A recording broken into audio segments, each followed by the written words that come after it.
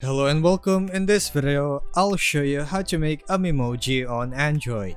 While Memojis are an Apple feature, you can create similar custom avatars on Android using free apps. First, open the Google Play Store and search for apps like Bitmoji, Zepeto, or Mirror Avatar Maker. Download and install one of these apps.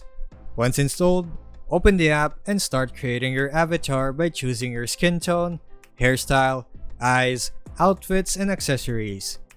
Some Android phones like Samsung Galaxy devices also have a built-in feature called AR emoji in the camera app.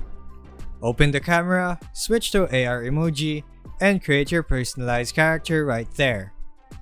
After creating your Memoji style avatar, you can use it as stickers in WhatsApp, Messenger, or even as your profile picture. And that's how you make a Memoji on Android. Thanks for watching, and I'll see you in the next tutorial.